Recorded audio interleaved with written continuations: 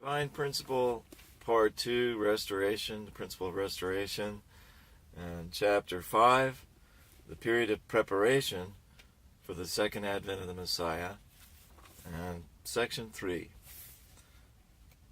the period of maturation of politics, economy, and ideology from 1789 to 1918. The religious and philosophical conflicts in the previous period coalesced into Cain-type and Abel-type views of life. At the outset of this new period, the period of maturation of politics, economy, and ideology, the two views of life matured and taking their separate paths. As they matured, they founded two different forms of society with distinct social structures, a Cain-type society and an Abel-type society. At the same time, politics, economy, and ideology, the sphere of religion and philosophy, progressed to the stage just prior to the transition into the ideal world. This period lasted from the French Revolution through the Industrial Revolution to the end of the First World War. Democracy. The earlier discussion of democracy in the context of the progress of history was limited to the social changes which led to its emergence. Here, we'll examine the internal developments behind the rise of today's democracy, specifically the ideological tides on which it rose out of the swells and eddies of history. In the period of the Christian Empire of the 9th century, God had intended that the spiritual kingdom ruled by the papacy and the earthly kingdom ruled by the emperor unite to form a Christian monarchic society as a foundation for the Messianic kingdom. This would have established the foundation for the Messiah. A strong Messianic kingdom would have brought an early end to feudalism in Europe. Yet because this providence was not realized, feudalism persisted while Europe's political, religious, and economic histories took separate paths of development. The political power of the feudal lords began to wane after the Crusades, declined further during the Renaissance and the Reformation, and became feeble by the time of the Enlightenment. By the 17th century, the feudal lords had yielded much of their political power to the kings, who built centralized nation-states and ruled them as absolute monarchs. The kings justified their supreme power by the doctrine of the divine right of kings. The social causes of the rise of absolute monarchy included first the rise of a new citizen classes which allied themselves with the kings to fight the feudal lords. Second, in the economic sphere, there arose a need for powerful states with mercantilist economic policies which could protect and control trade to further their national economic interests. The powerful foundation of a nation-state was needed to overcome feudalism and dominate an economy based on trade. The rise of absolute monarchy is also connected with the progress of providential history, which requires a feudalistic society consolidate into monarchy. However, after God's providence to establish the kingdom of the Carolingian period failed, because the popes and emperors at that time did not unite, the ensuing feudal society under papal rule became corrupt. Developing according to the course which Satan had preempted, it gave birth to monarchic societies on Satan's side. Let's now examine the ideological trends behind the demise of absolute monarchy with reference to the providence of restoration, which was headed toward the rise of the communist world based on the Cain-type view of life, and the democratic world based on the Abel-type view of life. Since medieval feudal society ran counter to both Hebraism and Hellenism, these two ideologies worked in tandem to tear it down as they established societies built upon the Cain-type and Abel-type views of life. Similarly, the absolute monarchies which followed the Protestant Reformation deprived people of freedom of faith, which was a value propounded by democratic Christianity. Absolute monarchy thus ran counter to the goal of Abel-type view of life. Moreover, the vestiges of feudalism in that society constrained the progress of the citizen class as advocated by leading atheists and materialists, thereby countering the goal of the Cain-type view of life. Therefore, these two views of life worked in tandem to tear down absolute monarchy. they established Kane-type and Able-type democracies, which would eventually mature into the communist and the democratic world. The communist world and the democratic world. Kane-type democracy. Kane-type democracy arose out of the French Revolution. France, at the time of the French Revolution, was in the grip of the Enlightenment. The thought of the Enlightenment was rooted in the Kane-type view of life and was deviating into atheism and materialism. Swayed by the Enlightenment, French citizens were awakened to the flaws of absolute monarchy. There was also a widespread desire to tear down the remnants of the feudal system, which was still entrenched in the society. The French Revolution was ignited in 1789 by popular calls for democracy from a citizenry schooled in the Enlightenment. They sought to overthrow the power of the ruling class, eradicate the remnants of feudalism, and establish freedom and equality for ordinary citizens. The Third Estate. The French Revolution established democracy with the proclamation of the Declaration of the Rights of Man. Nonetheless, the democracy born out of the French Revolution was a Kane-type democracy.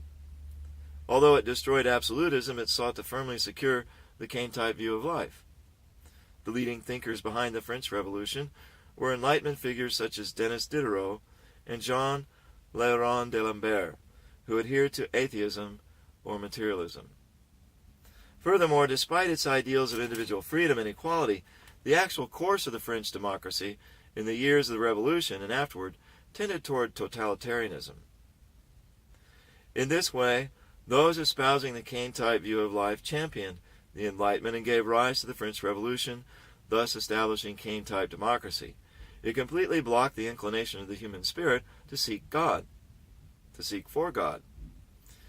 As it continued to develop with its sole focus on the external aspects of life, it would later be systematized into Marxism in Germany and Leninism in Russia, eventually forming the communist world. Able-type democracy. From their very origins, the democracies which emerged in England and the United States were different from the democracy born out of the French Revolution. The latter was a Kane-type democracy founded by atheists and materialists who were raised in the Kane-type view of life as they attempted to dismantle absolutism and feudalism. The English and American democracies, on the other hand, were founded by sincere Christians, the fruits of the Able-type view of life, and were born out of the victorious fight with absolutism to win religious freedom. Hence, these are Able-type democracies. Let's examine how Able-type democracy was established in England and the United States. In England, James I strengthened absolute monarchy in the state church while persecuting Puritans and other dissenting Christians, many of whom fled to other European nations or to the American continent in search of religious freedom. His son Charles I was met with rebellion by the Presbyterians of Scotland, who rallied around the National Covenant in 1640. The Puritans, who formed the core membership of the English Parliament, then launched the Puritan Revolution in 1642, which soon came under the leadership of Oliver Cromwell. Later, after Charles II restored absolute monarchy and strengthened the Anglican Church against all other Christians, and his brother, James II, declared himself a Catholic, Protestant leaders invited William of Orange, his son-in-law, who was at the time stadtholder of the Netherlands, to intervene, and in 1688 William landed in England with his troops to defend religious freedom and civil rights. Upon his enthronement, William approved the Declaration of Rights offered to him by the Parliament, which recognized the Parliament's independent rights. This became foundational for the English constitutional monarchy. Since the Revolution of 1688 was accomplished without bloodshed, it became known as the Glorious Revolution. Although there were external causes of these English revolutions, such as the citizens' desire for political freedom from the ruling class, including the nobility, and the Anglican priesthood, the more internal cause was a drive to gain religious freedom. Many Puritans and dissenting Christians who had been persecuted in England immigrated to the American continent to obtain religious freedom. They founded an independent nation in 1776 and established American democracy. Born out of the Able-type view of life, Able-type democracy has developed from these beginnings into the democratic world of today. The significance of the separation of powers. The concept of the separation of powers into the three branches of the government was advocated by Montesquieu from 1689 to 1755 was when he lived, a leading thinker of the Enlightenment. It sought to prevent the concentration of political power in the hands of a single individual or institution, as was the case with the political absolutism. The idea was proclaimed in the Declaration of the Rights of Man during the French Revolution. From the beginning, the separation of powers was to be characteristic of the political structure of the ideal society which God has been working to realize. Yet here again, we observe throughout the course of the providence, Satan was defectively mimicking an aspect of the principle ahead of its realization by God. Let's then briefly examine the political structure of the ideal world. The universe, as we have seen, is patterned after the structure of a perfect human being. By the same token, the ideal world to be built by fully mature people is also to resemble the structure and functions of a perfect individual. By analogy with the human body, whose organs function in accordance with the subtle commands of the brain, all the institutions of the ideal global society are to abide by the desires of God.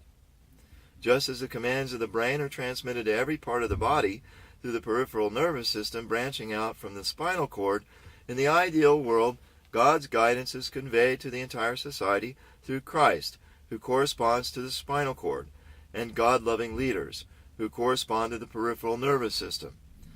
The peripheral nervous system branching out from the spinal cord corresponds to a nation's political parties. Thus, in the ideal world, people of God, led by Christ, will form organizations analogous to today's political parties. In the human body, the lungs, heart, and stomach maintain harmonious interaction in accord with the directions of the brain, transmitted through the spinal cord and the peripheral nervous system. By analogy, the three branches of government in the ideal world, the legislative, judicial, and executive branches, will interact in harmonious and principal relationships when they follow God's guidance as conveyed through Christ and people of God. Just as the four limbs of the body move according to the commands of the brain for the welfare of the individual as a whole, the economic institutions of the ideal world corresponding to the limbs will uphold the desire of God and promote the welfare of the entire world. Just as the liver stores nourishment for the entire body, in the ideal world there will always be a certain reserve to be tapped as needed for the public good. Since every part of the human body has a vertical relationship with the brain, horizontal relationships are naturally established between the different organs to form an integrated organism. Likewise, in the ideal world, because people's horizontal relationships with each other are rooted in their vertical relationship with God, they will form one integrated and interdependent society in which they share all their joys and sorrows. In this society, to hurt someone else will be experienced as hurting one's own self. Hence, its citizens simply will not want to commit crime. Let's now examine how, in the providence of restoration, God has been working to restore this ideal social structure.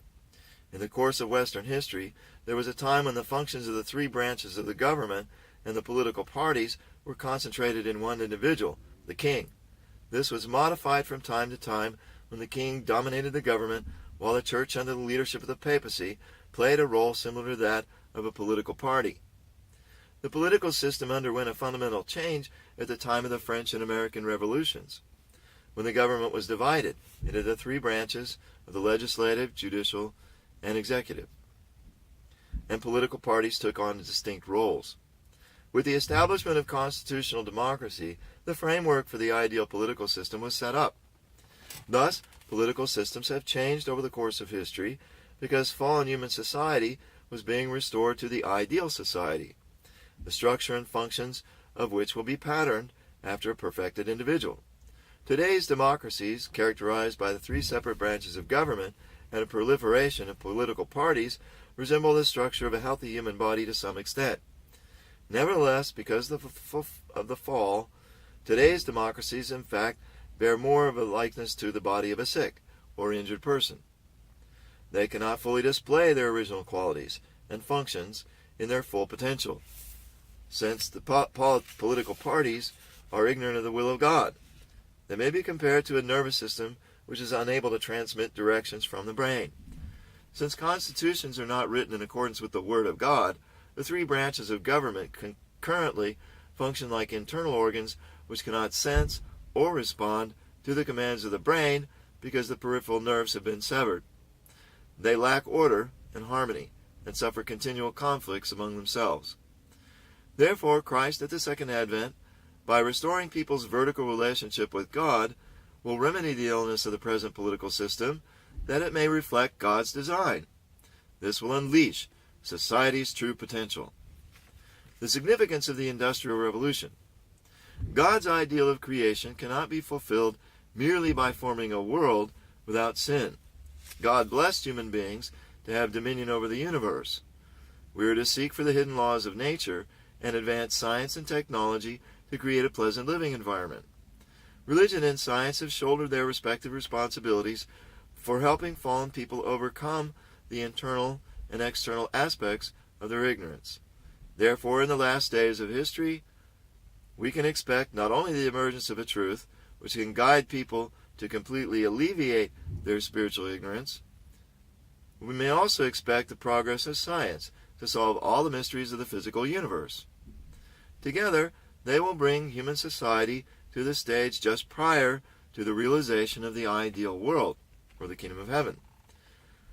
Thus we can understand that the Industrial Revolution, which began in England, arose out of God's providence to restore the living environment to one suitable for the ideal world.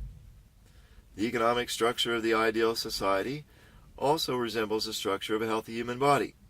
Production, distribution, and consumption should have an organic, interdependent relationship such as that which exists between the digestive, circulatory, and metabolic systems.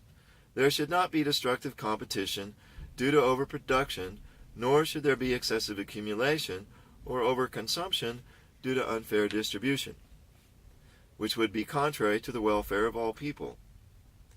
There should be adequate production of necessary and useful goods, fair distribution to supply what is sufficient for people's needs, and reasonable consumption in harmony with the purpose of the whole.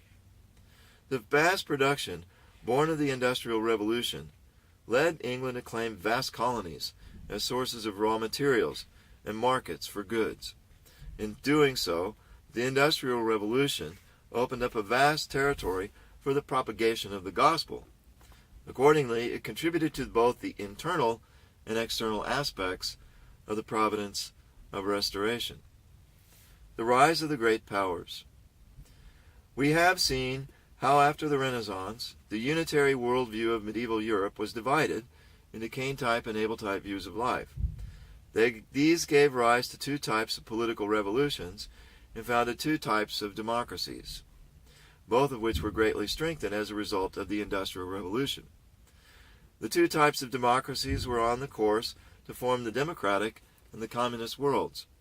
Following the Industrial Revolution, spurred by the rapid progress of science, industrialization created economies characterized by overproduction. The great powers of Europe, which felt an urgent need to pioneer new lands as markets for their produce, for their products, and as sources of raw materials for their factories, grew strong as they competed with each other in the scramble for colonies. Thus, two factors, the two trends in ideology and the course of economic development following the progress of science, caused the later political division of the world into two blocks, the democratic world and the communist world. Religious reforms and political and industrial revolutions since the Renaissance. The Cain-type movement, which began with the revival of Hellenism, overthrew the medieval world and gave birth to the humanism of the Renaissance. As this movement developed further, moving in Satan's direction, it gave birth to the Enlightenment, which may be regarded as a second Renaissance in the current of ideology. Enlightenment thought further matured in the satanic direction, giving birth to historical materialism, which is the core of communist ideology. This may be regarded as a third Renaissance. Since the satanic side mimics in advance the providence of God, we may expect that God's providence calls for three stages of revolution to take place in each of the three spheres of religion, politics, and economics. In the sphere of religion, the First Reformation took place under Martin Luther's leadership after the First Renaissance. A Second Reformation was launched after the Second Renaissance by the spiritual movements led by such people as the Wesley brothers, Fox, and Swedenborg. From our examination of the progress of history, it's evident that a Third Reformation will occur following the Third Renaissance. Indeed, the state of today's Christianity desperately calls for such a reformation. In the political sphere, we can surmise that reform also is taking place in three stages. First, medieval society collapsed under the weight of the First Renaissance and the First Reformation. Next, absolute monarchy was destroyed by the forces unleashed by the Second Renaissance and the Second Reformation. Finally, the communist world was formed by the political revolutions brought on by the Third Renaissance. Through the coming of the Third Religious Reformation, the democratic world on God's side will triumph in the ideological war and bring the communist world on Satan's side to its knees. Then the two worlds will unite into one kingdom of heaven on earth under God. The economic changes which follow the religious and political reforms have been progressing in three industrial revolutions. The first industrial revolution originated in England and was based on the steam engine. A century later, the second industrial revolution took place in many advanced nations based on electricity and the gasoline engine. The third industrial revolution will flower by safely tapping the power of the atom. It will construct a pleasant living environment for the ideal world. And in the centuries of preparation prior to the second advent of the Messiah, the three stages of revolutions in the three spheres of religion, politics, and economy and industry, which follow the three Renaissances, have been a necessary course for the construction of the ideal world, as required by the principle of development through three stages. Section 4. The World Wars. The providential causes of the World Wars. Wars break out due to such factors as conflicts of political and economic interests, and clashes of ideology. Yet these are merely external causes. There are also internal causes of wars, just as there are internal and external motives for every human action. Human actions are decided by the free will of the individual, who is trying both to respond externally to the situation with which he is confronted, and to follow his internal tendency toward the will of God and the advancement of his providence of restoration. Therefore, the good or evil of a human action should not be judged by external motives. The same can be said of the world wars, which have resulted from the worldwide collision between the actions of numerous individuals arising from their free will. Accordingly, we cannot grasp the providential significance of the world wars by focusing only on conflicts of political and economic interests, ideological clashes, and other such external causes. What are the internal, providential causes of the world wars? First, the world wars have resulted from Satan's last desperate struggle to preserve his sovereignty. Since the fall of the first human ancestors, Satan has been building defective, unprincipled imitations of God's ideal world. Aiming to restore the ideal world of his principle, God has been in pursuit, gradually expanding his dominion by reclaiming it from the unprincipled world under Satan's bondage. Accordingly, in the course of the providence of restoration, a false representation of the ideal appears before the emergence of its true manifestation. The biblical prophecy that the Antichrist will appear before the return of Christ is an illustration of this truth. Human history under Satan's evil sovereignty will end with the second advent of Christ. Then it will be transformed into the history of humanity, abiding in the realm of God's good sovereignty. At that time, Satan will put up a last-ditch fight. When the Israelites were about to leave Egypt, in the national course to restore Canaan, Satan worked through the Pharaoh to wage a bitter struggle to keep them in bondage. By virtue of this, God's side was entitled to strike him with 3 supernatural signs. Similarly, in the last days, Satan has been putting up his last struggle to undermine God's side as it has prepared itself to embark upon the worldwide course to restore Canaan. God's 3 counterattacks to Satan's aggressions have manifested themselves as the 3 world wars. Second, the 3 world wars have occurred in order to fulfill the worldwide indemnity conditions to restore the three great blessings. Upon creating human beings, God gave them three blessings to reach individual perfection, multiply as an ideal family, and have dominion over the creation, dominion of love and truth. By fulfilling these blessings, our first ancestors were to build the kingdom of heaven on earth. Since God himself created human beings and blessed them, he did not annul these blessings just because they fell. God had to allow fallen people to build an unprincipled world that has imitated the three blessings, though defectively, under Satan's leadership. Accordingly, at the consummation of human history, unprincipled worlds have emerged which have realized effectively the outward form of the three blessings, an individual championing Satan's causes, multiplication of satanic children, and the conquest of the world under Satan's dominion. To fulfill the worldwide indemnity conditions, to restore God's three great blessings, three world conflicts must break out, by which God can prevail over these satanic worlds through the three stages of formation, growth, and completion.